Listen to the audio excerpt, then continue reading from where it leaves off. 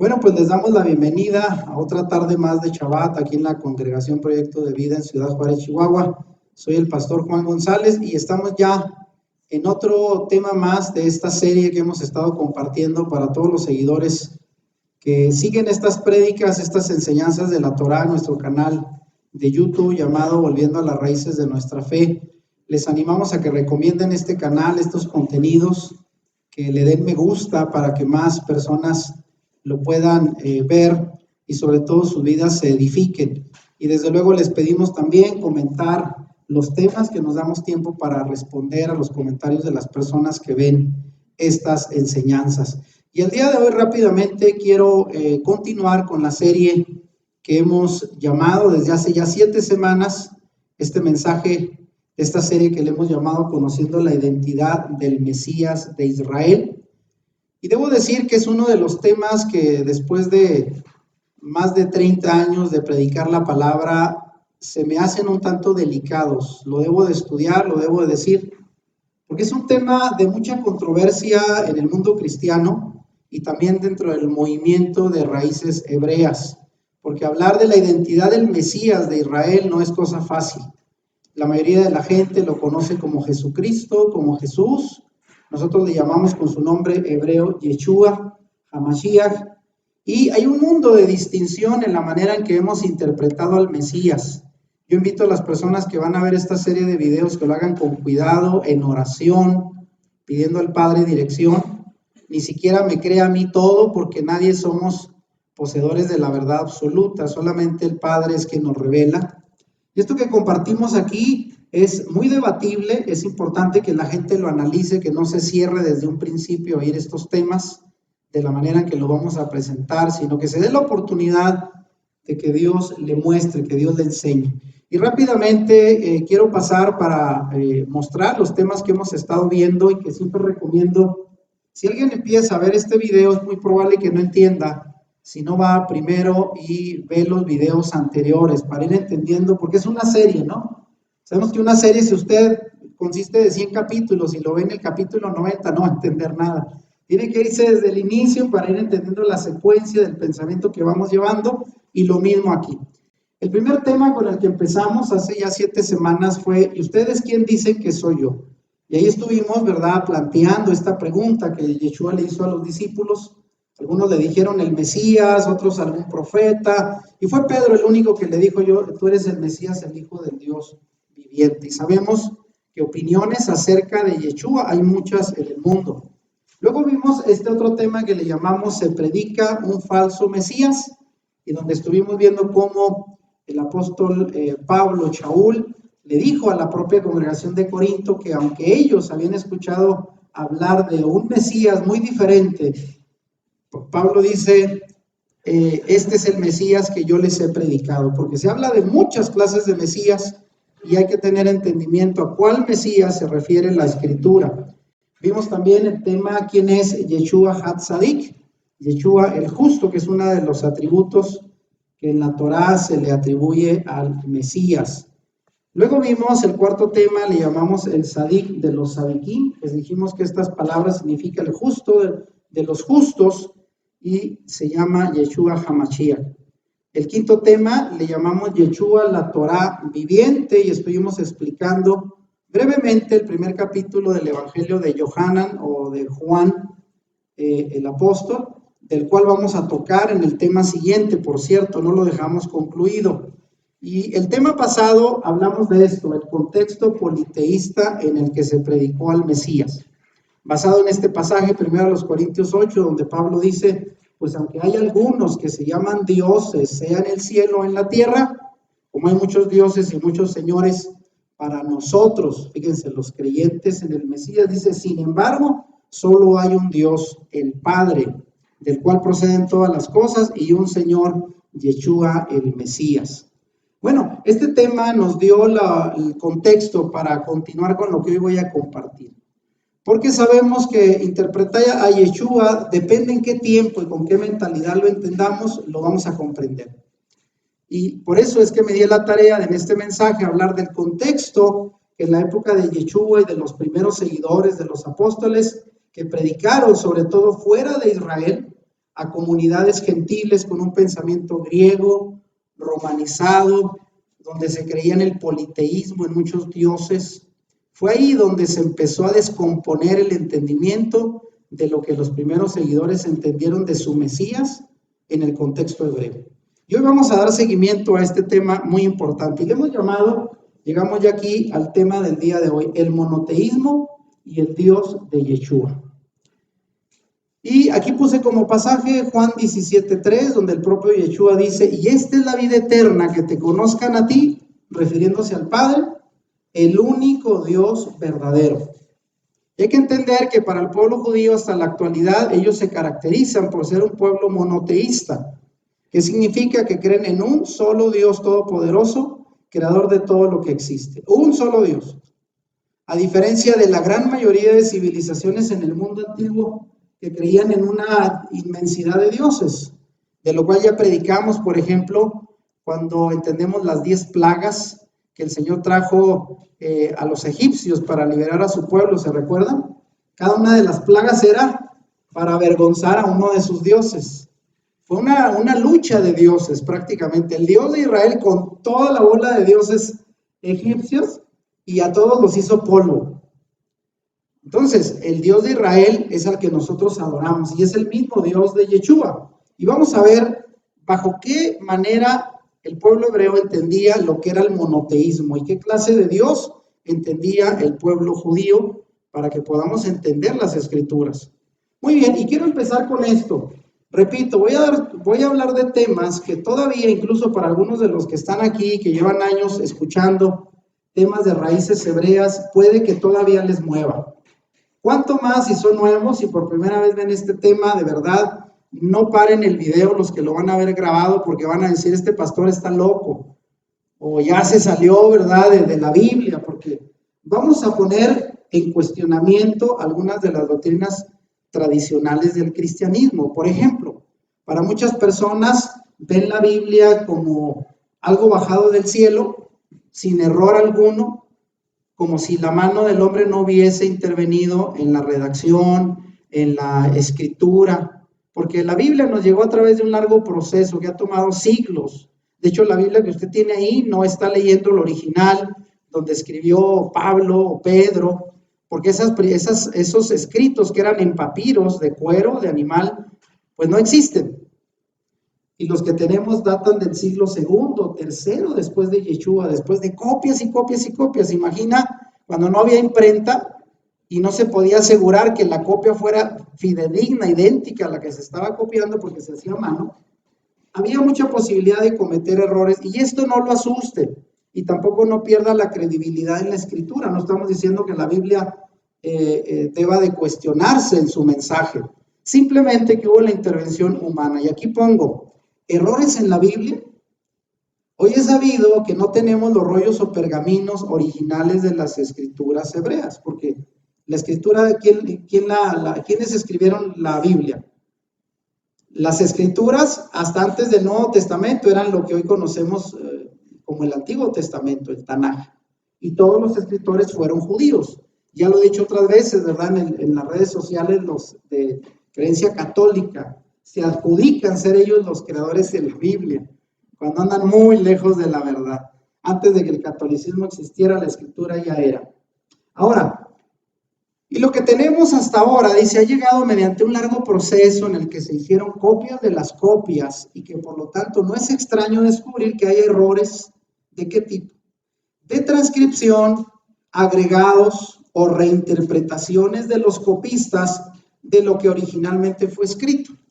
Y hay que entender que cuando uno da testimonio incluso de algo que usted presenció, porque los discípulos, la mayoría fueron testigos de los hechos que relatan, por ejemplo, los evangelios, los que anduvieron con Yeshua, como Mateo, que fue uno de los 12. Marcos no, Marcos fue un discípulo de Pedro, de segunda generación. Lucas también, discípulo de Pablo. Juan sí, anduvo, fue parte de los 12. Pero aun cuando ellos relatan lo que vieron, lo que relatan fue su propia manera de ver las cosas. Ya es algo interpretado, ¿me explico? Si usted sale aquí a la esquina y de repente llegan dos carros y chocan, y llega una persona, un perito de vialidad, de tránsito, a entrevistar, a ver qué fue lo que vio usted, quién tuvo la culpa. A lo mejor de cada esquina escogen a una persona que relate lo que pasó y puede que cada quien dé una versión diferente. Y no es que mientan, sino cada quien habla desde lo que vio, desde la posición en que lo vio y así lo entendió. Y lo mismo pasa con la escritura. Así es de que cuando usted compara pasajes de la escritura puede que haya imprecisiones. Por ejemplo, a veces se cita que el profeta tal dijo tal cosa y no fue ese profeta, fue otro. Bueno, son errores humanos. De nada le quitan el valor que tiene la escritura en cuanto a la fe. Pero solo lo comento para que se vaya dando la idea de abrir un poquito el pensamiento y no quedarse con ideas de que todo parece perfecto. Ahora, esto que pongo aquí enseguida, 2 clases de Mesías.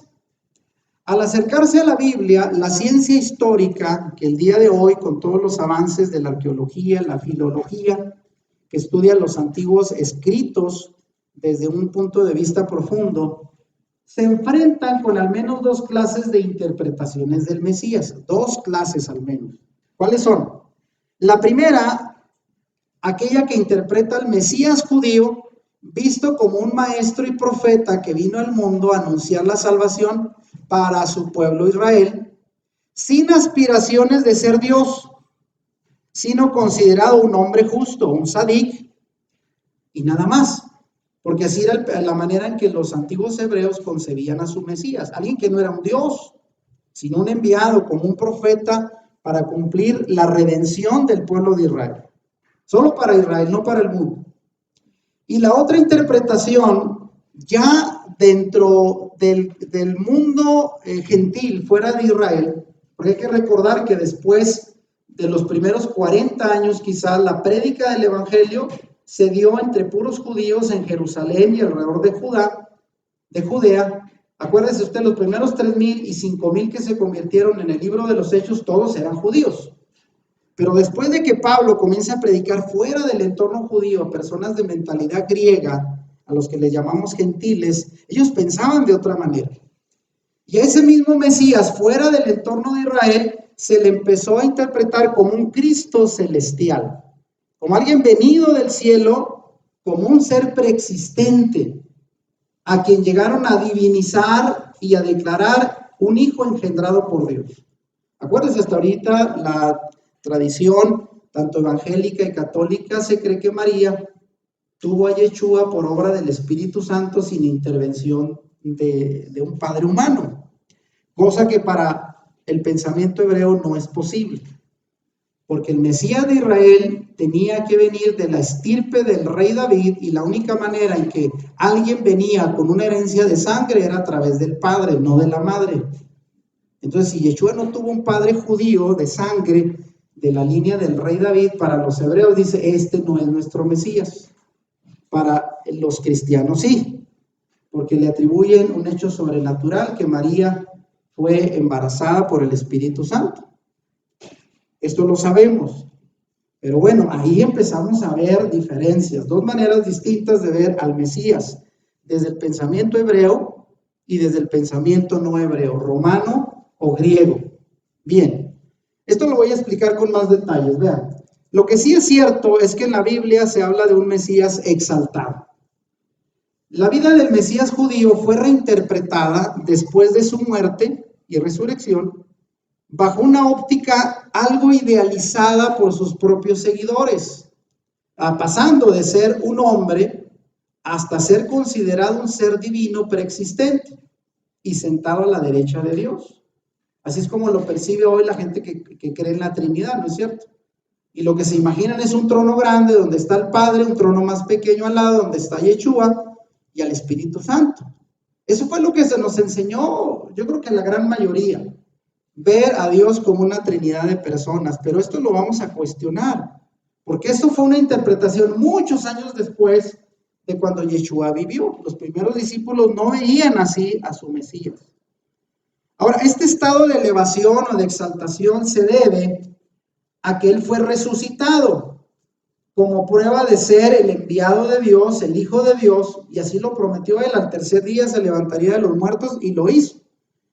Y de ahí que Pedro, en el primer sermón que da el día de Pentecostés, en Hechos capítulo 2, cuando le habla a los judíos y les dice, este hombre que ustedes mataron o entregaron en manos de los romanos, Dios lo ha hecho Señor y Mesías. Señor y Mesías, o sea, lo exaltó. Y así lo veían los primeros creyentes, pero fíjese bien, aunque lo veían como un ser exaltado, no cayeron fuera de los límites del monoteísmo. Para ellos era válido conocer o entender a Yeshua como un hombre justo que por su obediencia a la Torá y por su entrega al morir por nosotros en la cruz, el Señor lo exaltó, Dios lo exaltó para ser Señor y para ser el Mesías. Pero esto no quería decir que ellos ya estaban creyendo en más de un Dios.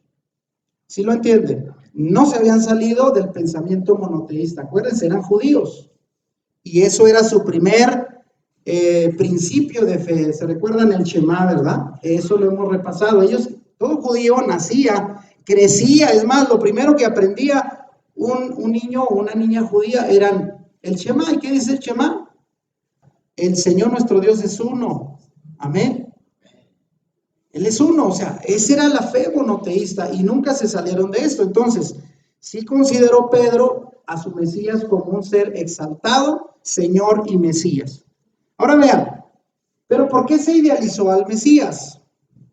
La primera razón, mayormente judía, creen que su obra se confirma, o la obra que él hizo confirma su misión mesiánica, conforme fue establecida por los profetas, y según lo interpreta Pedro, ya lo comenté ahorita, diciendo que el Mesías terreno, el hombre con el que ellos convivieron, fue convertido en Señor y Mesías de Israel después de su resurrección. Porque nadie, de hecho nadie había resucitado como lo hizo Yeshua. Alguien dirá, bueno, Lázaro resucitó. Sí, pero volvió a morir. Todos los personajes, incluso el hijo de la viuda de Naín y otros más que resucitaron, el propio Yeshua resucitó, volvieron a morir y Yeshua fue el único que resucitó, venciendo la muerte y no morir. Por eso, la primera razón de los judíos, de los discípulos de Yeshua, es que ellos dijeron, con esto se confirma que él es el Mesías prometido por los profetas, porque resucitó de los muertos y todo lo que dijo se cumplió, por lo tanto él es el Señor y Mesías de Israel. Ahora, la segunda razón, mayormente helénica, o sea, dentro de los creyentes gentiles del mundo griego que seguían a Pablo, creen que Yeshua vivió en perfecta obediencia a la Torá y en recompensa a su vida justa y a su muerte injusta, fue elevado por Dios a su diestra como un ser divino y salvador universal. Ya no nada más salvador de los judíos, sino de todo el mundo. Pero ellos ya lo exaltaron aún más, convirtiéndolo en un Dios. Esa es la diferencia. Pero todavía en los primeros años de los seguidores de Yeshua, en ambos casos no se rompía con el monoteísmo. Todavía no se pensaba en más de un Dios. Sin embargo, ya se veía a Yeshua como un ser exaltado. ¿Lo está entendiendo hasta ahorita? Había dos maneras de interpretarlo, la manera judía y la manera gentil, o aquellos que eran seguidores de origen griego. Ellos sí ya lo divinizaron, pero vamos a ver por qué fue, vean. Y aquí la pregunta es, ¿de dónde surge el cristianismo? Porque también, ¿verdad? Si ustedes le preguntan a un católico, les dicen, no, pues desde Pedro fue el primer papa. O sea, nosotros somos la línea directa con Jesús. No existe ninguna iglesia que se pueda atribuir eso. Los primeros seguidores todos eran judíos, no eran cristianos, eran neseritas o creyentes, ¿verdad?, del judaísmo, una secta del judaísmo que creían en el Mesías Yeshua. Y aquí comprobamos que el cristianismo que surgió siglos después de la vida del Mesías judío, surgió como una reinterpretación helenizada. Cuando hablamos del término helenizado es pensamiento griego. Y sobre todo de la prédica del pensamiento de Pablo sobre la vida y obra del Mesías fuera del entorno judío inicial. O sea, Pablo, acuérdense que él fue el que predicó a los gentiles fuera de Israel, a comunidades de habla griega que no pensaban como un judío. Y desde ahí fue donde la manera de interpretar al Mesías judío fue cambiando. Debemos considerar que todo el llamado Nuevo Testamento, que su nombre en hebreo es el Brit Hadashah, en sí mismo es una recopilación de las maneras en que sus propios seguidores interpretaron la misión de su Mesías. Al inicio, bajo una óptica judía, por ejemplo, Pedro, Juan, Santiago eran discípulos cercanos, los primeros más cercanos a Yeshua, y todos eran judíos. De manera que lo que ellos predicaron en Jerusalén, las primeras prédicas que aparecen en el libro de los Hechos, fue para un público judío. Y después, bajo un enfoque helenizado, griego, a partir de Pablo. Entonces tenemos dos audiencias, dos maneras de ver a Yeshua. Dentro del judaísmo, la gente más cercana a sus seguidores, y fuera, a través de Pablo, a comunidades griegas. O sea, de ahí se va a cambiar todo, y lo vamos a ver ahorita. Vean. Ahora, ¿con cuál Mesías nos quedamos? Ese es el asunto. ¿Con cuál Mesías nos quedamos? ¿Con el que entendieron los primeros discípulos judíos o los que entendieron las comunidades de Pablo fuera del mundo judío? Bueno, existe la tradicional interpretación cristiana de ver, por ejemplo, a Jesús pacífico, amoroso, no político, y que solo predicaba el amor a Dios y al prójimo. Usted sabe esa perspectiva. Mucha gente así ve a Jesús, como un Dios de amor, como un predicador de bondad, hacedor de milagros, muy pacífico, y que parecía incluso disfrutar de romper con las leyes judías por las discusiones que tuvo con los fariseos. Pareciera como que alguien que se rebelaba a las tradiciones judías de su época. Pero la actual investigación documental más seria, y no solamente vista así por la superficie, ve en los evangelios rasgos claros de un Mesías más nacionalista, más apegado a la Torá, interesado en la política y contrario al poder de Roma. Vean, ¿qué les parece esa otra perspectiva? De hecho, algunos han tenido una versión de un Jesús algo revolucionario, porque hay que recordar que cuando él aparece en Jerusalén, el pueblo judío, su pueblo, estaba siendo oprimido por los romanos. Y lo que quería el pueblo era liberarse de la subyugación de los romanos, que eran politeístas.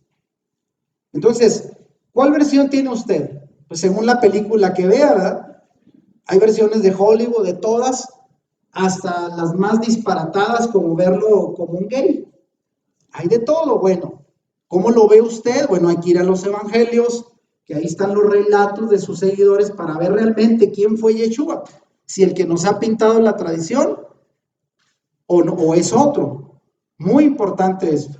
Ahora, hablando de un Mesías nacionalista, existe hoy la perspectiva de un Mesías más nacionalista, fíjese, que tenía dentro de sus discípulos algunos judíos enemigos de Roma. Por ejemplo, cuando se habla de Simón el Zelota, ¿qué significa? Mucha gente no entiende los términos. Celote era un grupo dentro del judaísmo de guerrilleros que se levantaban con armas. De ahí viene incluso la palabra sicario, de sica, era un puñal que llevaban todo el tiempo en sus vestiduras, que lo podían esconder, y en cuanto podían ver un romano o alguien de los judíos que estaba a favor de los romanos, lo mataban. Eran asesinos. Y uno de sus discípulos, Simón Celote, era de ese grupo. Ahora, ¿por qué digo que andaban armados? Fíjense bien, que no estuvo de acuerdo con pagar impuestos al César. Cuando le dijeron, oye, ¿es lícito pagar o no pagar al César? Y él pidió una moneda y dijo, a ver, ¿de quién es la cara que está aquí en la moneda? Es una moneda romana, el César. Denle al César lo que es de César y a Dios lo que es de Dios. Pero no estuvo de acuerdo a que se pagara, porque eso era, si hubiera dicho sí, paguen, lo hubieran considerado un traidor. Él habló incluso, vean, llamó a Herodes. ¿Cómo le llamó a Herodes? El rey Herodes, que aunque era judío estaba a favor de Roma, le llamó una zorra.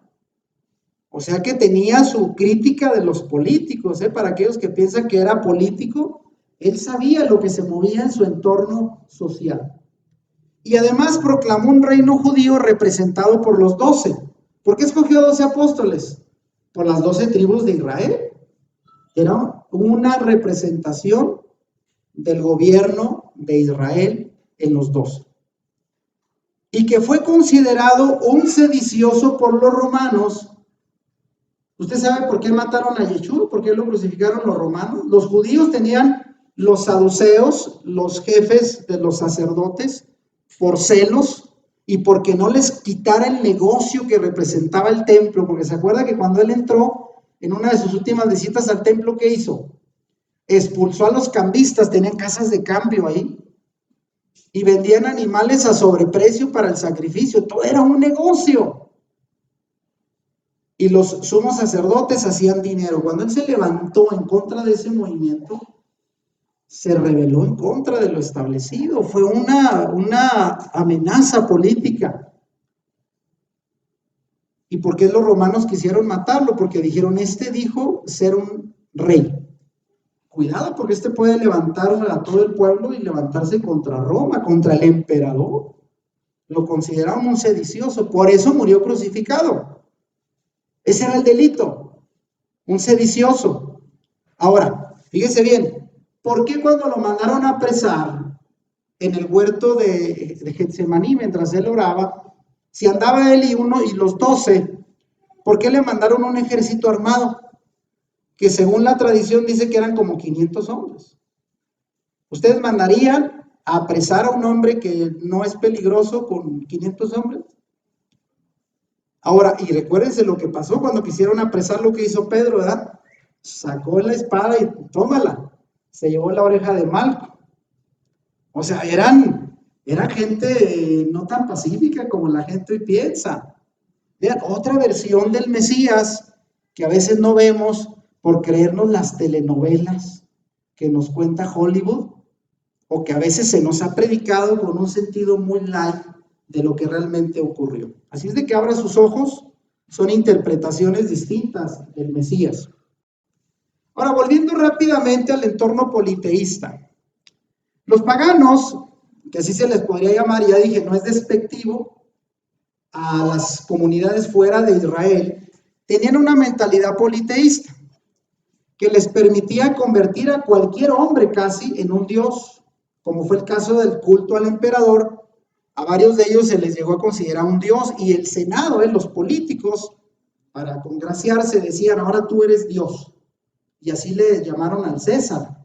Era cuestión política, ellos tenían derecho de subir al rango de Dios a quien ellos quisieran. Y le rendían culto. La mejor forma de entender cómo el Yeshua judío llegó a convertirse también en el Jesús divinizado, que hoy se predica en el cristianismo, en la iglesia cristiana, es fácil si entendemos cómo el paganismo divinizaba a los hombres. Eso era común en aquel tiempo. Lo cual hicieron los obispos católicos, muy parecido, vean, al poder político que tenían los senadores en Roma, que ellos declaraban al emperador Dios. Los obispos eran lo mismo, la representación dentro de la comunidad de creyentes, todos ellos católicos, ya no judíos, porque hay que reentender que los discípulos se murieron y después de varias generaciones, los líderes ya de la iglesia, como así se conoce, ya no eran judíos. Y si ellos tenían esa costumbre de levantar a cualquier hombre y divinizarlo, así lo hicieron con el Mesías judío, a quien ahora consideran un ser divino. Y esto ocurrió en el año 325, en el primer concilio universal de la iglesia, llamado el Concilio de Nicea. Declararon a Yeshua un Dios. Bueno, eso no es raro, entendiendo que los que provenían de la cultura griega tenían la costumbre de divinizar o deificar a cualquier hombre. ¿Sí lo vamos entendiendo hasta ahorita? No se sorprenda, pero vamos para allá, vean. Entonces tenemos ya un Jesús divinizado. Ahora, quiero irme despacio porque ya lo dije la otra vez. Cualquiera hoy dentro del cristianismo, incluso dentro de raíces hebreas, si usted cuestiona que Jesús sea Dios como la gente lo entiende, se expone a que lo consideren un hereje. Y en cualquier iglesia lo van a correr, ¿eh? Si va a un cristianismo y le dice, oiga, aprendí que no es como se nos platicó. le van a dar una patada y lo van a correr por hereje. Pero hay que entender, a ver, qué es la explicación que vamos a dar. Escuche bien.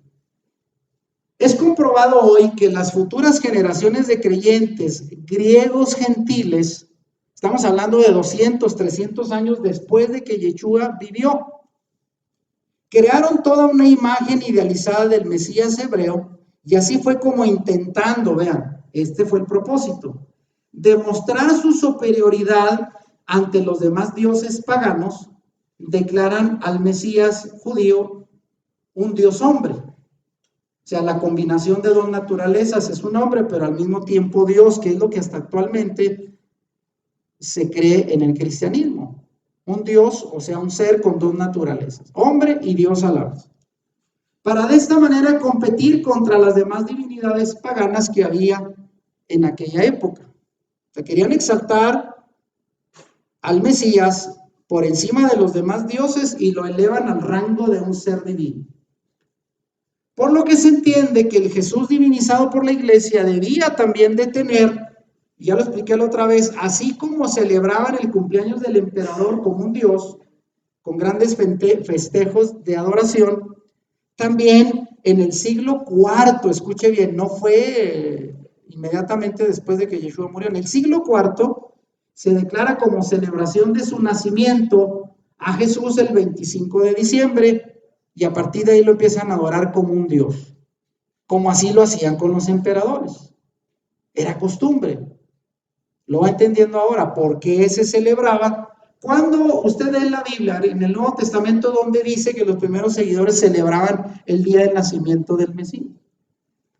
De hecho, los judíos no celebran los cumpleaños hasta la fecha, Esto pasa fuera de Israel.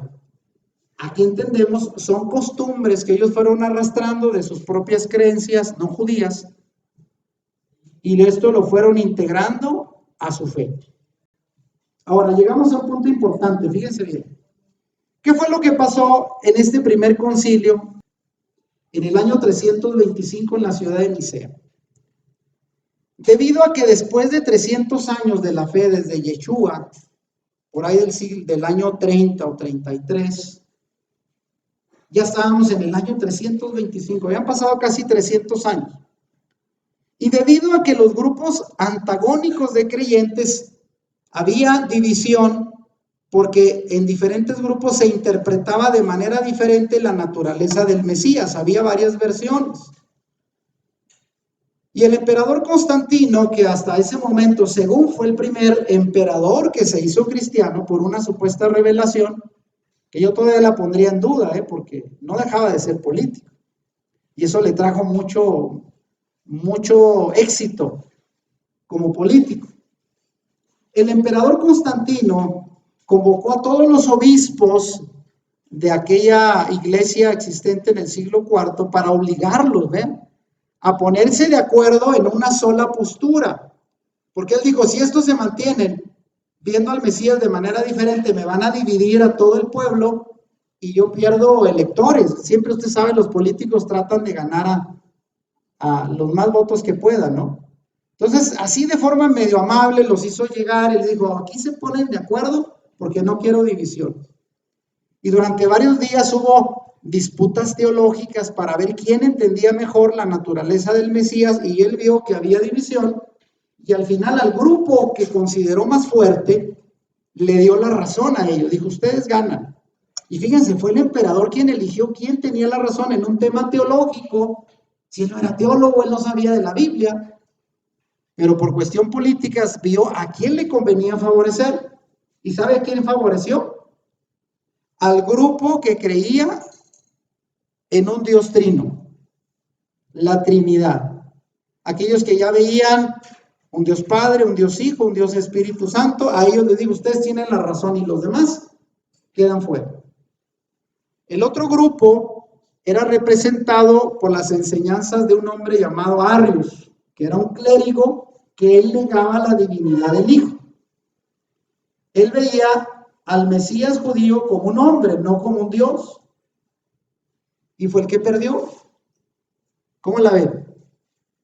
Ahora, esta declaración que ganó por el dictamen del emperador Constantino de la fe trinitaria, de la manera de ver a un Dios en tres personas, es utilizada por muchas denominaciones, la gran mayoría, hasta el día de hoy. 17 siglos, 18 siglos después, se sigue creyendo en la Trinidad, debido a aquella decisión que tomó el emperador Constantino. Por eso para muchos de nosotros, el origen real de lo que hoy es la Iglesia Católica empezó con Constantino y con esa decisión. ¿Cómo la ven? Quizás no lo sabía. Ahora vean, voy a ir rápidamente, vean. ¿En qué consistió el llamado credo de Nicea? A ver, los que fueron católicos aquí, ¿cuántos de ustedes se aprendieron el credo? Bueno, ese credo se estableció, se redactó en el año 325 en Nicea. Para decir esto vamos a creer todos, y el que se salga de esta creencia es un hereje, y lo vamos a perseguir, tanto la iglesia como el emperador. O sea, nadie se oponga, todos tienen que creer así como está establecido en esta reunión. Y a todos nos obligaron a meterse por ahí, porque era orden del emperador, vean. ¿Qué dice el credo? Yo puse ahí, subrayando en letras amarillas, lo que considero que es discutible, que realmente es la mayoría. La gran mayoría es cuestionable. Y fíjense, esto es en el siglo IV, así se creía, o así se interpretaba al Mesías. Léanlo conmigo, a ver, algunos se van a recordar, ¿no? Como católico, a ver, creo en un solo Dios, Padre Todopoderoso, Creador del cielo y de la tierra y de todas las cosas visibles e invisibles. Hasta ahí vamos bien. Y en un solo Señor Jesucristo, ya le llamaban así, Hijo unigénito de Dios, engendrado del Padre antes de todos los siglos, Dios de Dios, luz de luz, verdadero Dios de Dios verdadero. De repente medio cantinfleaban, ¿verdad? Engendrado, no hecho. Y utilizaban palabras que yo creo que la mayoría de católicos todavía ni entienden, pero lo recitan bien. Engendrado, no hecho, consubstancial con el Padre. ¿Qué se refiere a eso? Ahorita lo explicamos. Por el cual todas las cosas fueron hechas. El cual, por amor a nosotros y por nuestra salud, descendió del cielo, fíjese, y tomando nuestra carne de la Virgen María, por el Espíritu Santo fue hecho hombre. Un Dios que se hizo, ahí va diciendo. Y fue crucificado por nosotros bajo el poder de Poncio Pilatos, padeció y fue sepultado y al tercer día resucitó, sugiriendo las Escrituras, subió a los cielos y está sentado a la diestra de Dios Padre, ahí lo pusieron ya, enseguida el Padre, y vendrá otra vez con gloria a juzgar a los vivos y a los muertos, y su reino no tendrá fin. ¿Ya se acordaron o no? Los que hicieron la primera comunión, yo no la hice, ¿verdad? Lo intenté, pero no pude. Vean, y termina de esta manera, el credo, todavía le falta. Y creo en el Espíritu Santo, Señor y dador de vida, procedente del Padre y del Hijo, ahí está la Trinidad, el cual con el Padre y el Hijo juntamente es adorado y glorificado. Ahí está, ya es Dios, que habló por los profetas y creo en una santa iglesia católica y apostólica. Vean, ahí está ya. Estamos hablando del 325, esto no lo dijo Pedro después de que murió Yeshua, 325. No se confundan. Confieso un bautismo para remisión de pecados y espero la resurrección de los muertos y la vida del siglo venidero, y a lo mejor lo que algunos alcanzamos a aprender fue lo final. Amén. Eso sí, amén. Ese era el credo establecido en Nicea 3:25. Y todo el que se saliera de aquí era un hereje, condenado a muerte si dices lo contrario, porque la iglesia lo estableció como un dogma hasta el día de hoy. Y así es como la iglesia ha venido creyendo durante 18 siglos, 17 siglos. Pero ahora, ¿cuál es mi cuestionamiento? Hay mucho que decir de esto, la gran mayoría, pero solo lo voy a sintetizar. Vean, análisis del credo niceno, a la luz de lo que entendemos de la Escritura. Al decir unigénito de Dios, lo declaran hijo único, lo cual supera a todos los demás hijos de Dios. ¿Usted se considera un hijo de Dios? Habemos muchos, pero Yeshua no se menciona como el primogénito, el primero, dice el único en esa categoría. ¿Ya lo entendió? Engendrado por el Padre antes de todos los siglos. Esa afirmación significa su preexistencia. Para el católico, Yeshua no nació en Belén. Él preexistía con el Padre desde la eternidad como un ser divino. Y por lo tanto descalifican que haya tenido un padre humano, tal y como la tradición judía lo creía hasta entonces. O sea, no vino de José, según ellos. Al afirmar que por él todas las cosas fueron hechas, esto va de acuerdo a la Torá, eso sí. Pero al decir que es de la misma sustancia del Padre, lo convierte en el mismo Elohim. O sea, él y el Padre es la misma sustancia. Por eso dicen el credo consubstancial, de la misma sustancia que el Padre. Lo hicieron Dios idéntico al Padre. Cosa que el judaísmo no ve así. Desplazando así a los que afirmaban hasta ese momento que la enseñanza auténtica de los apóstoles es que el Mesías no coexistía desde la eternidad con el Padre, sino que inició su existencia a partir del día de su nacimiento en Belén.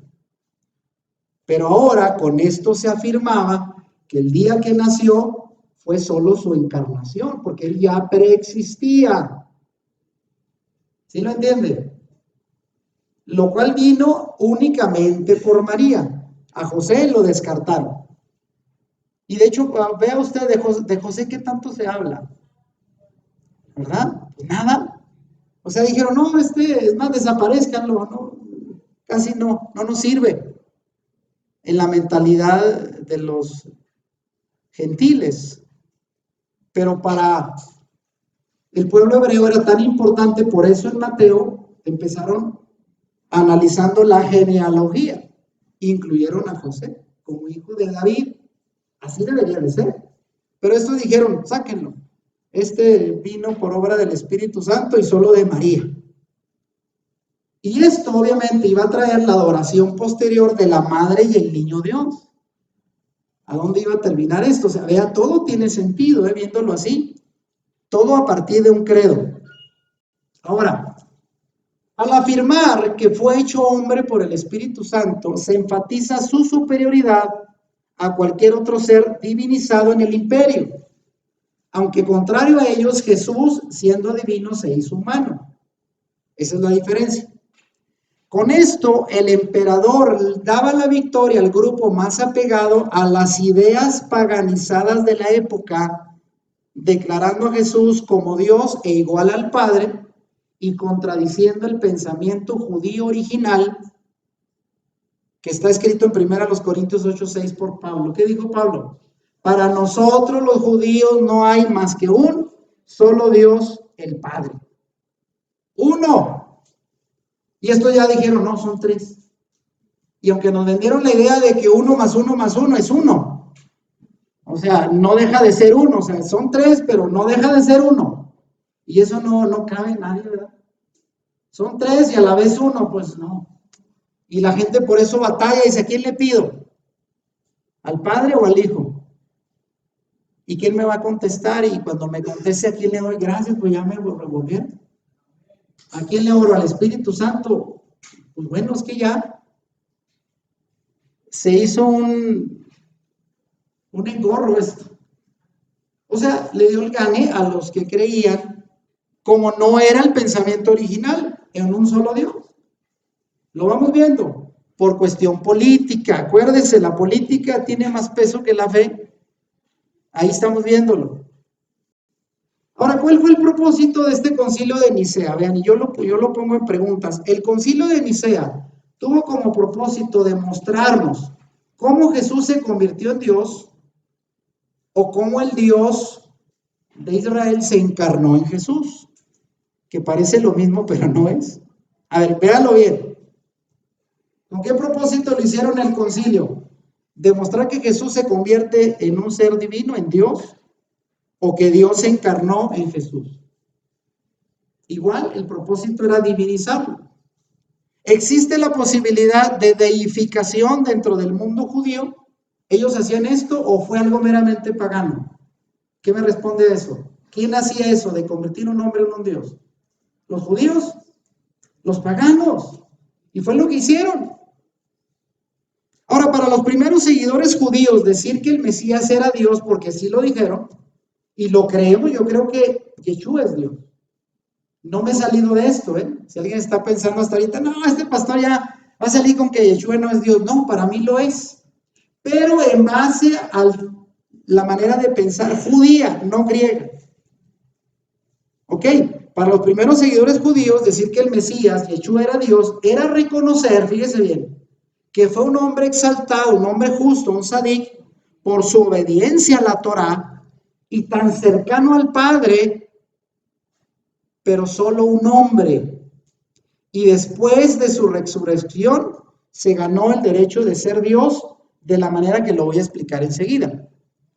Sin embargo, para los creyentes años después, 3 siglos después, en Nicea, lo consideraron un ser divino. Y para ellos divino significa lo que para la gran mayoría hoy entiende cuando le dicen es divino. ¿Cómo lo entiende hoy la mayoría de las personas? Es Dios. Pues es de la misma esencia del Padre, porque no conozco más que a ese Dios. ¿Sí lo entiende o no? Muy diferente a la manera de ver a Dios, un judío, a como lo entendía un griego. Así fue como lo entendieron finalmente en el concilio de Nicea, como un ser divinizado de la misma esencia que el Padre. Ahora vea, la pregunta aquí, a ver, ¿quién tuvo la razón? En ese debate, en esos dos grupos al menos antagónicos que se presentaron en el concilio de Nicea, ¿quién tuvo la razón? Fue el grupo apoyado por el emperador Constantino, el grupo que mejor conservaba la tradición original sobre la manera de entender al Mesías hebreo, o solo fueron favorecidos por el apoyo político del emperador. A ver, piensen. ¿O será que los otros grupos que no recibieron el apoyo imperial y que fueron relegados y clasificados como herejes, eran los que en verdad mantenían una interpretación más fidedigna sobre la naturaleza del Mesías como originalmente se creyó? Hasta ahorita, la gran mayoría, diría, los que propusieron la Trinidad, los que apoyó Constantino, eran los que tenían la verdad. ¿Y qué tal si no? Vean, ¿qué tal si no? O sea, fíjense, desde aquí el rumbo de la historia de la fe pudo haber cambiado, porque no fue una decisión solamente de, a ver, échenle un volado. No, de aquí se la estaban jugando todo. O seguimos apegados al pensamiento original o agarramos para otro rumbo. Y eso fue lo que hicieron. Eso fue lo que hicieron. Ahora vean, basándonos en las interpretaciones posteriores del Mesías, porque estamos hablando mucho tiempo después, acuérdense, ya los discípulos no existían, habían pasado cerca de 300 años y los nuevos creyentes entendían a su Mesías de una manera muy distinta. La interpretación posterior de los cristianos de origen griego sobre la naturaleza y origen del Mesías hebreo fue tendenciosa y apegada al pensamiento griego paganizado, y dejaron de verlo bajo la óptica hebrea, ya no eran hebreos. Esa fue la realidad, creando así un Mesías cristiano, un Jesús cristiano, fuera del contexto hebreo, y dando como resultado la doctrina de la Trinidad, un Dios en 3 personas, consubstanciales, o sea, de la misma sustancia, pero a la vez independientes, cosa que todavía aún los teólogos más destacados les cuesta explicar. Cómo un Dios en 3 personas distintas sigue siendo uno solo. O sea, eso no se ha podido explicar. Y por más filosofía y explicación que le den, nunca quedó claro cómo 3 pueden ser uno. Pero todo esto fue por una cuestión política y por deslindarse de la manera de interpretar original de los discípulos judíos. ¿Vamos bien? Bueno, Y aquí es donde viene la ruptura definitiva, vean. Porque no solo se discutía en ese tiempo, año 325, sobre la divinización del Mesías. Este fue el tema más importante, pero no era el único en debate. Antes, el Papa Pius, en el año 147 después de Yeshua, fíjese bien, recuérdese el nombre Papa Pius, propuso un cambio para la celebración de la Pascua, ordenando celebrarla el día domingo. Sin embargo, el obispo de Esmirna, de la ciudad de Esmirna, se rebeló porque él se había educado con líderes de pensamiento judío y enfrentó al Papa, afirmando que todas las iglesias de Asia seguirían celebrando el Pesaj, la Pascua, porque la Pascua no es una celebración católica, es judía, y que lo iban a seguir celebrando conforme a la tradición judía original. Y dijeron, no vamos a hacerlo el domingo, ni le vamos a cambiar. Porque él sabía la manera en que se celebraba originalmente. Por ello, los papas de tradición griega le dijeron también ahí a Constantino, échales fuego a los judíos, porque todavía hay quienes están muy apegados a las tradiciones judías. Y por ello fue que Nicea, el emperador Constantino, ordenó separarse de las tradiciones judías. Y dijeron, todo lo judío apesta, ya no queremos nada con los judíos, bajo el único argumento de que ellos eran los culpables de haber matado al Mesías. Y no vamos a estar congeniando con homicidas. Así es de que todo lo judío para afuera. Fuera el Shabbat, fuera las dietas de Levítico, fuera las celebraciones judías, todo es judío, apesta. Ahora de aquí en adelante nosotros tenemos nuestras propias fiestas, celebraciones y vamos a guardar el domingo. Ahí está, se rompió con toda la herencia que traía la fe desde la perspectiva judía. ¿Cómo la ve? ¿Qué más hubo después del cambio del Shabbat, del Pascua y todo lo que fueron metiendo el 25 de diciembre, la Navidad y cuanta cosa? Aparte de declarar al Mesías como un Dios y la Trinidad. Pues la exaltación de María. Porque la torcida interpretación sobre el Mesías hebreo a quien se le divinizó trajo como consecuencia otras interpretaciones torcidas. Afirmando que María es la madre del Dios encarnado, pues ya ahora ella es la madre de Dios y a su vez corredentora y sin pecado. ¿Cómo ven? Sin pecado original. Y luego dijeron, oye, pero si la declaramos sin pecado, pues entonces no puede morir porque lo que causa la muerte es el pecado. Entonces vamos a decir que no murió, que ascendió al cielo en cuerpo y alma. La ascensión de María o la asunción de María. Que ascendió al cielo sin morir para convertirse luego en intercesora, como una diosa debiendo de recibir culto y ser adorada, tal y como los paganos de la época veneraban a sus diosas. Ándele, o sea, okay, tenemos que estar a la par de las creencias de todo el mundo tiene diosas, ¿por qué nosotros no? O sea, hay que apegarnos a lo que el paganismo dice, vamos a meterle todo, sirve que tenemos más audiencia, más gente, es fácil que venga, si lo hacemos como ellos, nada más te haces cristiano, te bautizas, pero sigue haciendo lo mismo que hacías como pagano. Ahí está. La torcida interpretación sobre María pasó por alto la sentencia contundente de Pablo de que solo Yeshua es el único intercesor ante el Padre. ¿De dónde la sacan como intercesora?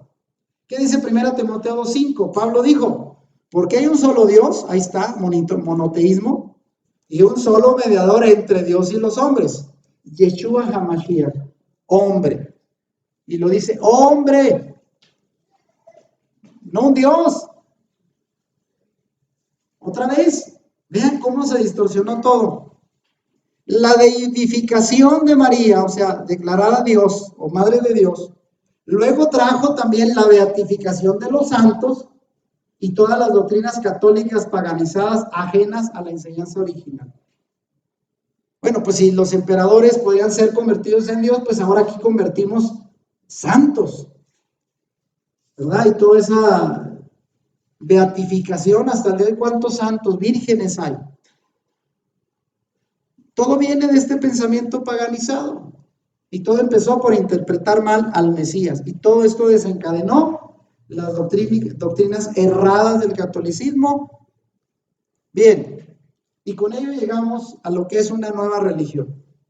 El resultado final de toda una serie de malas interpretaciones terminó con la creación de una religión muy distinta a la creencia original de los seguidores del Mesías hebreo, el cristianismo. El cristianismo y sus doctrinas fueron el resultado de todo un largo proceso de sincretismo religioso, o sea, mezcla de todo, paganismo con la fe original. Hicieron un licuado, apartado de sus raíces originales hebreas y adoptando el paganismo griego y romano. La divinización del Mesías fue, por lo tanto, un proceso cultural con matices teológicos y políticos. Un político, el emperador romano, determina quién tenía la razón sin ser un teólogo. Y desde ahí todo se desvirtuó a lo que tenemos hasta el día de hoy. Pero vean, lo que más interesa, y voy con esto, es de nuevo volver al tema de la naturaleza del Mesías, la divinización del Mesías. Hasta aquí, vean, para algunos la divinización del Mesías, o sea, ser considerado Dios, puede ser vista hasta hoy como una revelación genuina del Padre, como algo que está en la Biblia. Y así lo creíamos la gran mayoría, pues. Cuando decíamos, Jesucristo es Dios, amén. Y lo entendíamos de la manera griega. ¿Sí o no? Y algunos decíamos, bueno, son dos nada más, el Padre y Él.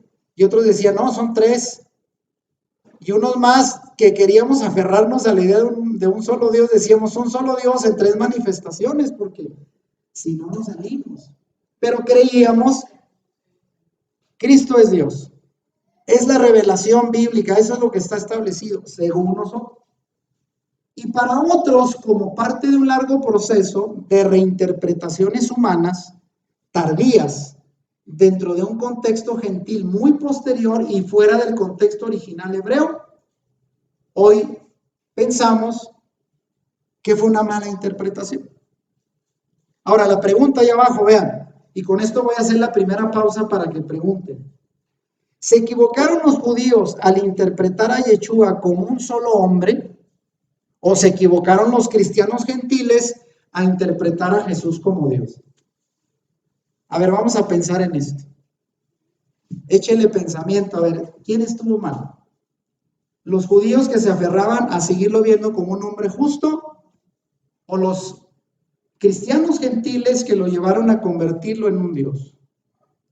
¿Quién tenía la razón? A ver, piensen. Debo decir que estos temas son para repasarlos en oración y con un acto de humildad.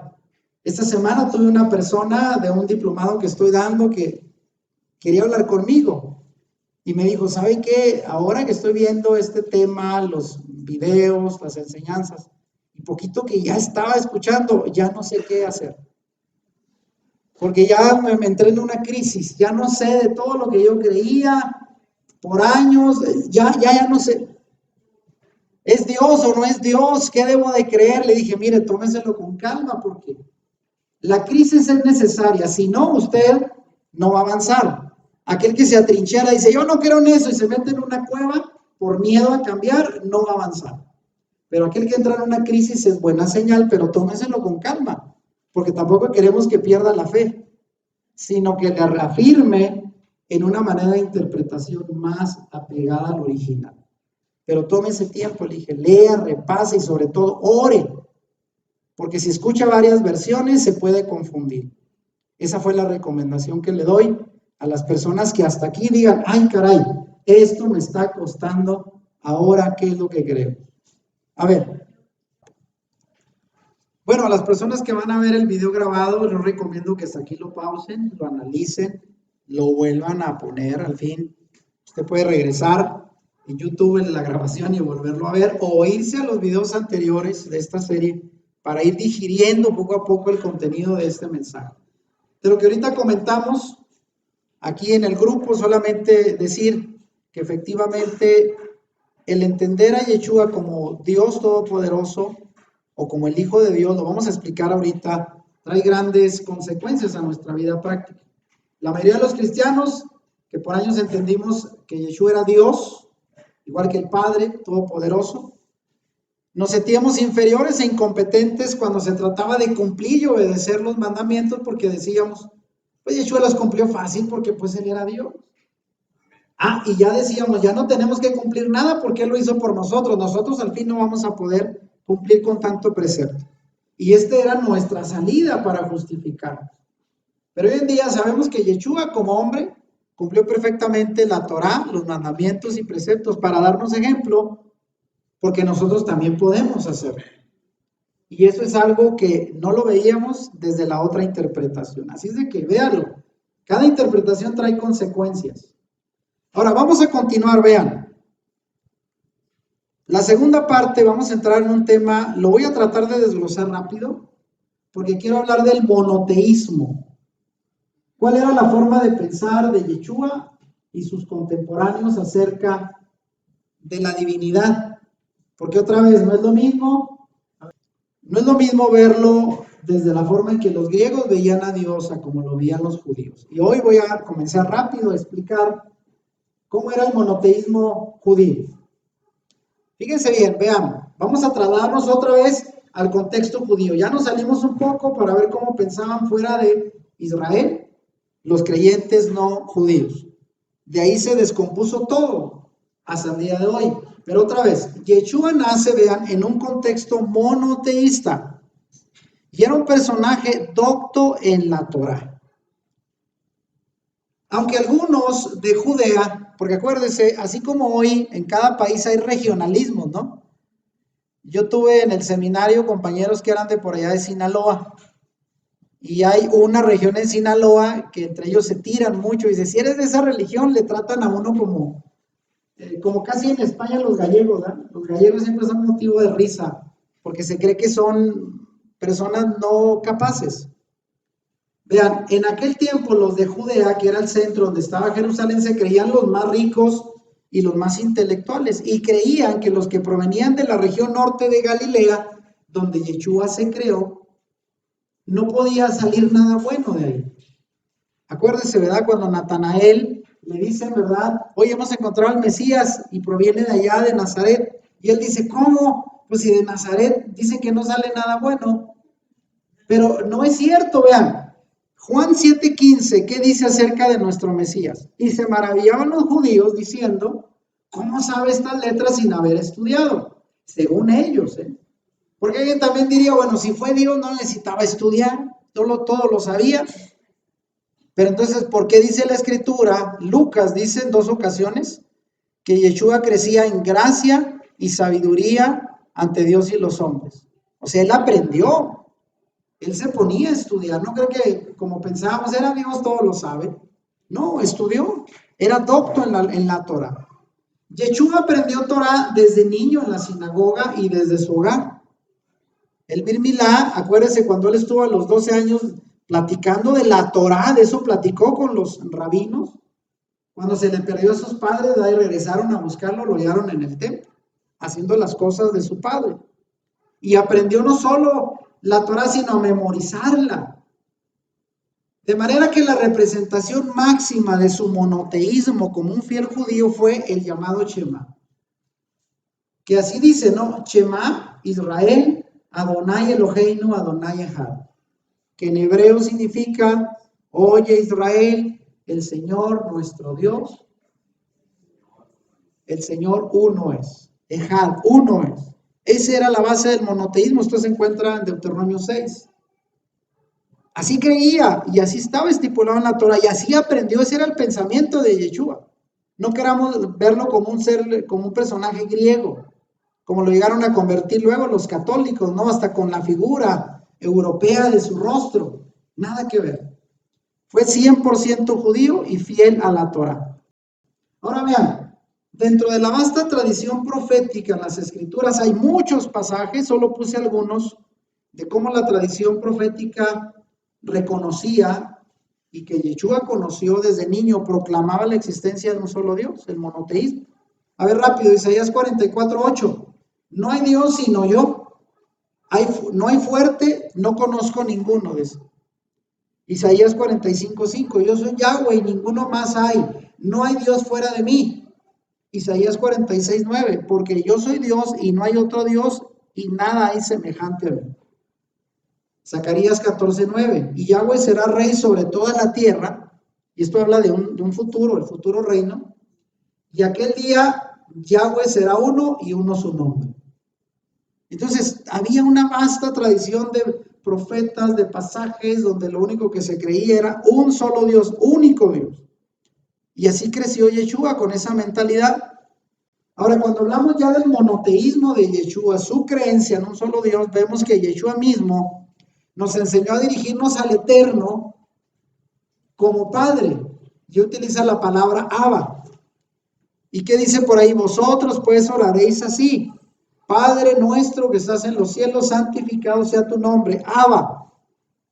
Esa fue la manera en que el Señor enseñó a los discípulos a dirigirnos al Padre. Y como fiel judío, sabía a quién adorar. ¿Qué le dijo a la mujer samaritana que le decía, a ver, ¿quién tiene razón? O mis padres que dijeron que en este monte se debe de adorar, los samaritanos, o ustedes que dicen que solo en Jerusalén. Y dijo, mira mujer, olvídate, la hora viene donde los verdaderos adoradores adoran al Padre en espíritu y en verdad. Pero primero le dijo, ustedes adoran lo que no saben. Nosotros, refiriéndose a los judíos, adoramos lo que sabemos. ¿Y cómo sabían? Por las escrituras. Y le dice, porque la salvación viene de los judíos. La revelación la tienen ellos. ¿Para qué hacernos ignorantes de esta verdad? Ellos tienen la revelación original. La escritura les fue dada a ellos. Ahora vean, el Shema representa la esencia de su fe monoteísta, al grado que cuando se le pregunta por el mandamiento más importante, en Mateo 12:36, Yeshua cita el Shema. ¿Se acuerdan lo que le dice aquel hombre, verdad? Le da el Shema. Yeshua pues tenía muy en claro la creencia en un solo Dios. Y por eso el pasaje Juan 17:3, y esta es la vida eterna, que te conozcan a ti, el único Dios verdadero. En eso creía Yeshua, en un único Dios verdadero. Y ahí el término que se utiliza en el Shema, la palabra hebrea, que ahí la puse, Ejad, para un judío no solo significa que es uno, sino que es único, que no es lo mismo. Es un Dios uno y único. O sea, no se puede aceptar que haya otro más después de él. Vean, el legado de Yeshua, pues, en cuanto a la perspectiva de su monoteísmo, no solo es que el Padre es Ejad. ¿Qué significa Ejad? Uno y único. Sino que él mismo tuvo la conciencia de un Dios soberano. Alguien dirá, a ver, ¿en qué momento Yeshua se creyó Dios? Porque algunos lo afirman, ¿no? Y lo vamos a ver ahorita. ¿Qué dijo en Mateo 10:29? ¿No se venden dos pajarillos por un cuarto? Con todo, ni uno de ellos cae a tierra sin vuestro Padre. O sea, él es el que tiene el control soberano de todo. Eso era la conciencia del Dios que tenía Yeshua. Un Dios que está atento a toda la creación, tiene el control de todo, soberano. Ahora, por lo tanto, Yeshua no tuvo en mente la existencia de más de un Dios, ni mucho menos haberse atribuido el mismo ser Dios, como lo reconocieron en el Concilio de Nicea, ser igual al Padre. Eso nunca pasó por la mente de Yeshua. Eso fue lo que lo interpretaron siglos después, pero él nunca dijo, yo soy Dios. Y ahorita lo voy a explicar, vean, porque alguien dirá, sí lo dijo. Y ahorita lo vamos a ver, vean. Ahora fíjense bien, por definición misma del Shema, que declara un monoteísmo en donde el Padre es Ejad, uno y único, no hay lugar para ningún otro Dios. Si hubiera otro, entonces ya no es Ejad, ya no es único. Así tan simple, la definición misma lo asegura. Entonces, no hay lugar para ningún otro Dios creador de todas las cosas más que el único, el Padre.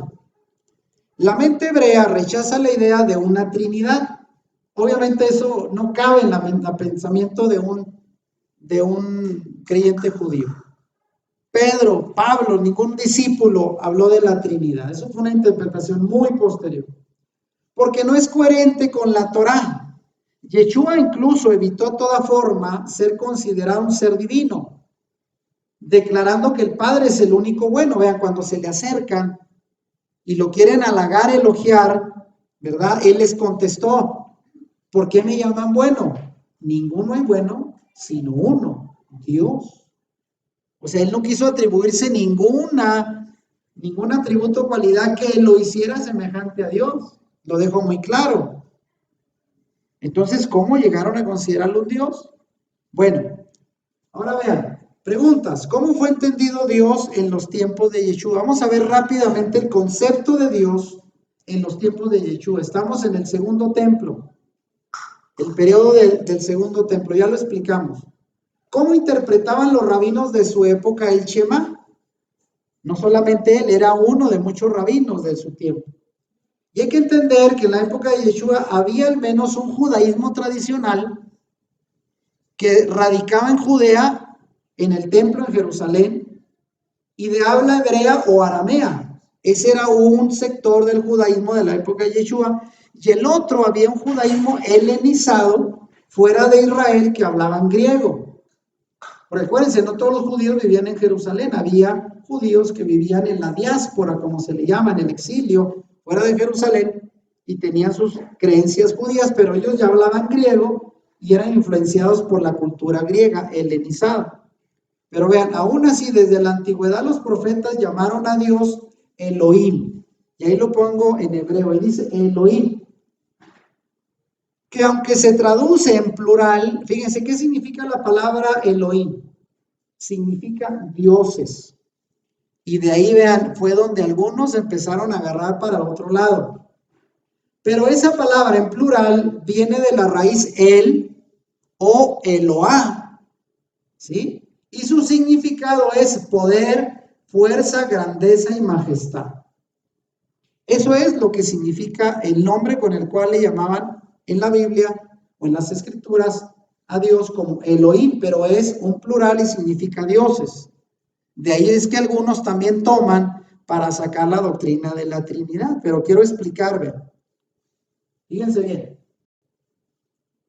El nombre Elohim también se relaciona con el término hebreo mayim, que significa agua. Y eso nos habla de que tiene mucha relación como la fuente de vida. El agua es la fuente de la vida. Y también tiene mucho parecido con Elohim, mayim, en su terminación, significa agua. En el concepto hebreo, fíjense, y aquí voy a recalcar muy bien, el plural, que para nosotros en español cuando hablamos de plural, ¿qué significa? Más de una cosa o muchas cosas. Bueno, en hebreo no significa eso. No significa pluralidad numérica, ni tampoco varias personas. De manera que los que defienden la Trinidad afirman la preexistencia del Mesías citando pasajes como este de Génesis 1:26. ¿Qué dice Génesis 1:26? Entonces dijo Dios, hagamos al hombre nuestra imagen conforme a nuestra semejanza. Y hay más pasajes de esto, ¿verdad? Cuando Dios quiso destruir ¿cómo se llama? La torre de Babel, dijo, subamos y confundamos las lenguas. Y luego el que cree de la manera tradicional cristiana dice, mira, ahí está hablando el Padre con el Hijo. Y a lo mejor hasta el Espíritu Santo estaban teniendo reunión cuando dijeron, hagamos al hombre a nuestra imagen. Pero no se fija en el contexto, porque enseguida dice, y creó Dios al hombre. Creó, no dice, creamos. No sigue la misma hilación de ser varios. Entonces la pregunta es, ¿por qué aquí habla en plural diciendo, hagamos al hombre? ¿Quiénes estaban ahí con Dios? Según el pensamiento hebreo, se cree que Dios hablaba con los ángeles. Ese es el punto de vista de la tradición judía. No que hablaba con el Hijo ya preexistente ni con el Espíritu Santo, como dice la Trinidad. ¿Sí lo está entendiendo? Según el pensamiento hebreo, el Señor platicó con los ángeles. Ahora, todo esto nos lleva a una cuestión. ¿Será acaso que el Mesías preexistió antes de nacer en Belén, según dice el cristianismo? Bueno, en el pensamiento hebreo, el Mesías, y ya esto lo predicamos en el tema de la palabra, la Torah viviente, el Mesías es identificado con el Dabar o el Logos en griego, Dabar en hebreo, Logos en griego, que significa palabra de Dios, ¿cierto? Juan dice, en el principio era el verbo, la palabra era con Elohim, y era la palabra Elohim, pero fíjese, no en el sentido, vean, ¿cómo estuvo desde un principio? Estuvo en la mente los planes del Eterno, en ese sentido sí, estuvo desde un principio. Pero como ser humano no existió como tal hasta que nació en Belén. Ese es el pensamiento hebreo.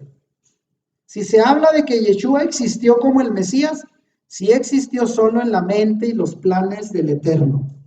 Pero como ser humano no existió hasta que nació en Belén. Ahora, fíjese bien, aquí lo pongo en amarillo. Elohim significa pluralidad de atributos, no de personas. Es un título que aplicado a Dios afirma su dominio y poder en el universo, como un ser supremo lleno de poder y majestad. Eso significa el plural en hebreo. Aunque Elohim también puede, y escuche bien, aplicarse en la Torah, no solamente al Dios Todopoderoso, sino también a ángeles, reyes, jueces y sacerdotes. Todo aquel enviado por Dios para reflejar su autoridad y poder se le puede llamar Elohim. ¿Sabía usted eso? No solamente a Dios. Y se lo voy a comprobar enseguida, vean. ¿Cuál es el uso de la palabra Elohim en la Torah? Y todavía más, ¿eh? Y también Elohim puede aplicarse a dioses extraños. Ya que esto no se lo sabía. Y se lo voy a poner aquí, vean. Cuando Moisés, se encuentra con su suegro, él le dice lo siguiente, esto está en Éxodo 18:11. Ya que le platica todo lo que había hecho para sacarlos con poder de Egipto, Yetro le dice a Moisés, ahora conozco que Yahweh es más grande que todos los Elohim. Y ahí se traduce dioses. Pero si usted va a la Torah, utiliza la palabra Elohim. ¿Sabía usted esto? Entonces, Elohim no es de uso exclusivo para el Dios Todopoderoso. Significa dioses. Pero vea otra aplicación, Éxodo 21:6 dice, entonces su amo lo llevará ante los Elohim. Y ahí se traduce como jueces. Porque alguien diría, ¿cómo iba a llevar un hombre a su siervo para presentarlo ante Dios? ¿Cómo lo iba a hacer? Habla de Elohim, pero se traduce jueces, que eran representantes de Dios. Y luego, Salmo 8:5, vea, muy conocido dentro del cristianismo. Le has hecho poco menor que Elohim. Y ahí se traduce como ángeles, los ángeles. Y lo coronaste de gloria y de honra, que es un pasaje que se aplica al Mesías en la tradición cristiana. Entonces, vea, Elohim no es de uso exclusivo para el Dios Todopoderoso. Significa dioses, se le puede atribuir a los jueces, profetas, reyes e incluso a dioses paganos. Sin embargo, vean, Elohim se refiere a cualquiera que esté en una posición de autoridad y que represente grandeza, según la Torah. Está aprendiendo algo nuevo, ¿no? Bien, ok, vamos a avanzar, vean. Otra vez, Elohim en la Torah. El uso de Elohim se refiere entonces no a una pluralidad de personas como argumenta la Trinidad, sino a una pluralidad de atributos, de autoridad o de majestad. Y de ahí que técnicamente ese plural de uso en la palabra Elohim se le llama plural majestático, que viene de la palabra, ¿a qué se parece majestático? Majestad. Plural para representar majestad, o también se le llama plural ético. Pero otra vez, esta forma de expresión no significa pluralidad numérica, no significa que hay varios, multitud de Trinidad. Es para hablar de un cúmulo de atributos, de autoridad y majestad en Dios. Y por cierto, vean, esta forma de expresión es también típica de Oriente y de los ambientes de la corte. Y vean, aquí tomé este pasaje para ver cómo pensaban los hebreos o la gente del Medio Oriente, pues. En Esdras 4:11 dice, y esta es la copia de la carta que enviaron, ¿a quién? Al rey Artajerjes, a una persona. Y luego más adelante, en Esdras 4:18 dice, la carta que nos enviasteis fue leída claramente delante de mí, dice el rey. Entonces dice uno, ¿a quién se las envió? ¿O fue al rey o fueron a varios? Pero es una forma de hablar. No sé si le ha pasado en nuestra forma de hablar, pues, oye, nos trataron bien. Y de repente dice, pues, ¿cuántos fueron? No, pues fui yo, pero eso de nos trataron es como para incluir a los demás, ¿sí me explico? Esto es muy común en Medio Oriente y no significa que eran varios, porque ahí dice que la carta, ¿quién se la mandaron? Al rey Artajerjes, pero él dice, la carta que nos enviaste, como si fueran más. Y otra cosa, vean, Génesis 4:10, ahí le va. Cuando Abel mata a Caín y el Señor lo hace llamar y le dice, ¿dónde está tu hermano? ¿Se acuerdan? Y que dice, yo no sé, seré guarda de mi hermano. Y el Señor le dice, la voz de la sangre de tu hermano clama a mí desde la tierra. ¿Sabía usted que en hebreo dice sangres? La voz de las sangres de tu hermano. Pues ¿cuántas fueron? Es común en el lenguaje hebreo utilizar plural, pero no siempre significa muchos. Es una forma muy común del pensamiento hebreo de referirse a varios sin que represente más de uno. Es para darle importancia, es para darle relevancia. Eso es el uso del plural aplicado a la palabra Elohim. ¿Lo está entendiendo?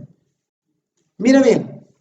Ahora, Yeshua estaba familiarizado como judío con esta manera peculiar de pensar acerca del uso del término Elohim.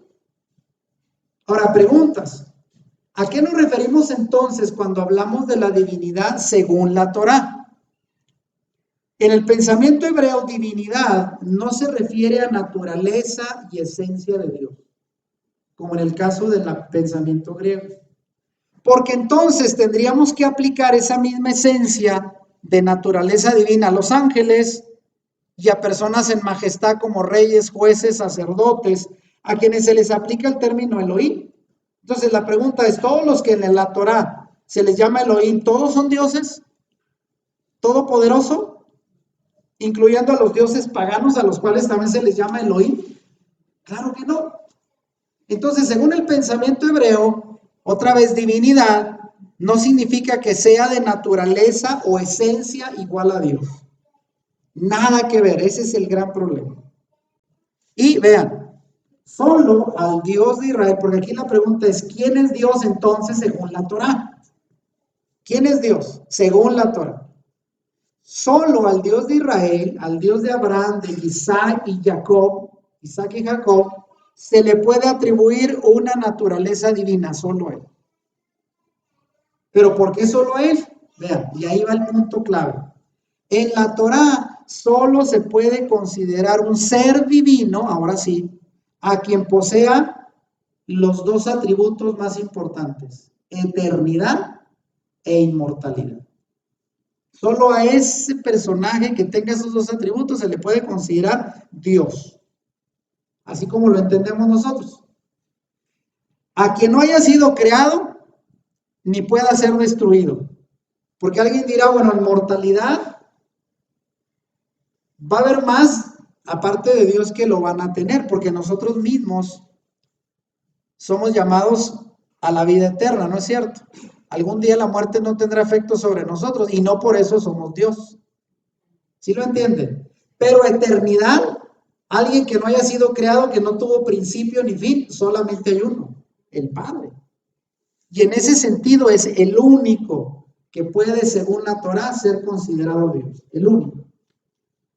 Por ello, vean, se dice del Padre en Santiago 1:17. ¿Qué dice Santiago 1:17? Toda buena dádiva y todo don perfecto desciende de lo alto del Padre de las luces, en el cual no hay mudanza ni sombra de variación.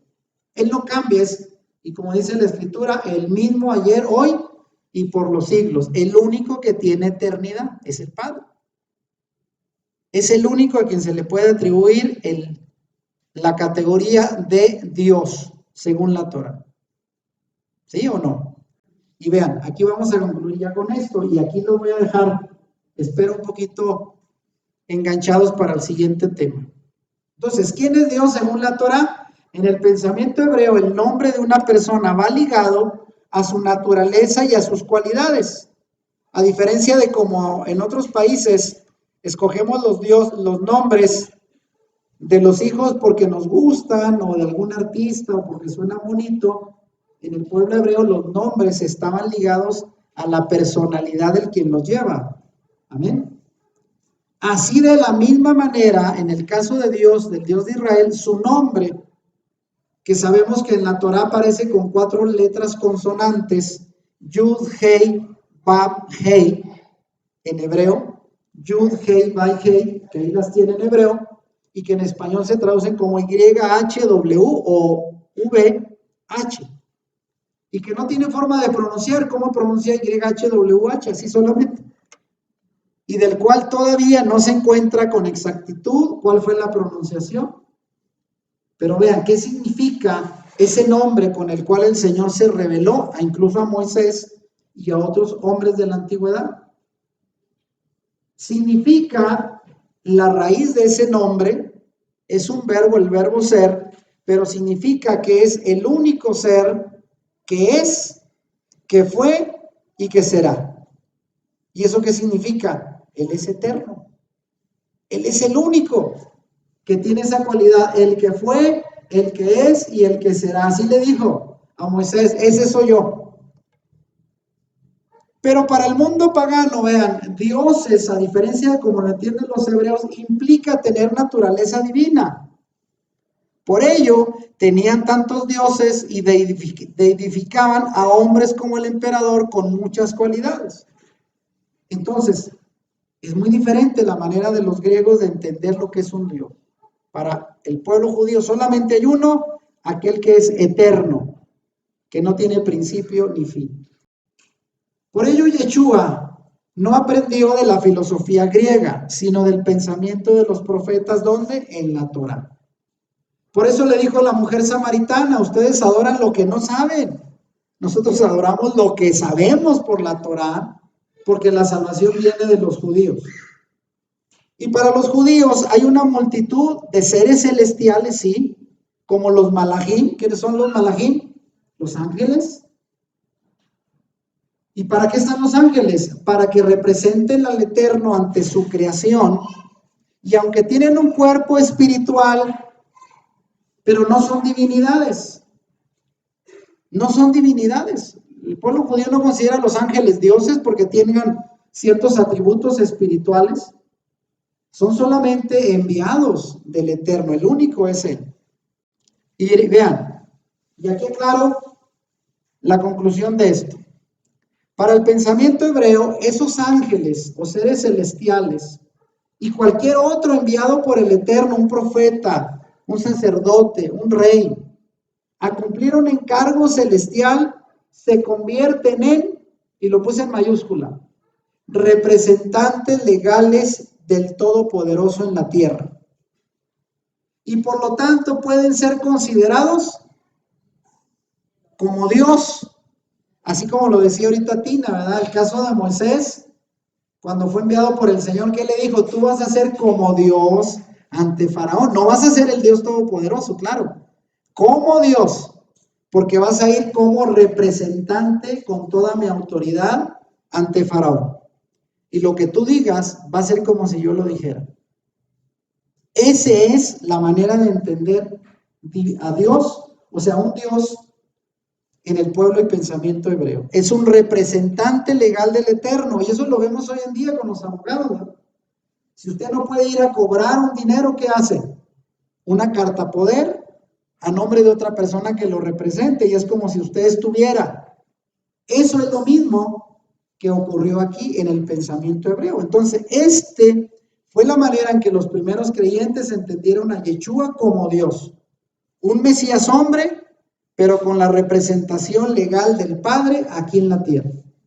Así fue la manera de entenderlo bajo el pensamiento hebreo. Ahora, aquí vienen algunas cosas, rápido. Interpretaciones de Yeshua fuera del contexto hebreo. Y la pregunta es, ¿cómo interpretaron los creyentes posteriores de mentalidad griega los pasajes donde Yeshua parece decir que Él es el mismo Padre? Porque sí, algunos argumentan, de hecho esos son pasajes que nosotros usábamos para demostrar que Yeshua era Dios, el mismo Padre, ¿se recuerdan? Porque ¿qué dice? A ver, Juan 14:9, acuérdense. Dice, Yeshua le dijo, tanto tiempo hace que estoy con ustedes y no me has conocido, Felipe. El que me ha visto a mí, ha visto al Padre. ¿Cómo pues dices tú, muéstranos al Padre, aquí estoy? Y alguien dice, mira, ahí está, clarito, él dice que él es el Padre. Pero ahora usted sí lo entiende cómo lo está diciendo. Yo soy el representante legal, mira, traigo aquí un poder firmado por el Padre, así es de que si me ves a mí, es igual que si lo vieras a él. Pero con eso no estaba diciendo que era de la misma naturaleza del Padre. Soy su representante legal. Y luego Juan 10:30, uno de los más conocidos, yo y el Padre uno somos. Y alguien dice, mira, hasta se pone antes. Yo y el Padre uno somos. Entonces sí era el mismo. Otra vez, ¿cómo lo está diciendo? Ahora lo entienden. Soy el representante legal del Padre como Mesías aquí en la tierra. Y con esto vamos a dejar pendiente el siguiente tema. En conclusión, el legado judío fue roto. Debemos partir de la afirmación de que la única religión de la cual viene el monoteísmo proveniente de la Torá es la fe judía, y que al distanciarse el cristianismo de sus raíces hebreas, perdieron el rumbo y la perspectiva original. Y la pregunta es, fíjese, esto lo vamos a dejar para contestar en la siguiente enseñanza. ¿Cómo fue malinterpretado Yeshua fuera de los contornos de Israel y su fe monoteísta? ¿Y de dónde provino la idea del logos preexistente que predica el cristianismo y del Dios encarnado o de la Trinidad? Esto lo vamos a ver en el siguiente tema, de dónde lo sacaron cuando se salieron fuera del contexto del pensamiento hebreo y terminaron convirtiendo a un Jesús divinizado. Así es de que hasta aquí, con estas preguntas, para contestarlas en la siguiente enseñanza. Si te gustó este video, dale like y compártelo con tus amigos. Suscríbete a nuestro canal si no lo has hecho y activa la campanita para que YouTube te avise cuando subamos nuevos videos. Bendiciones.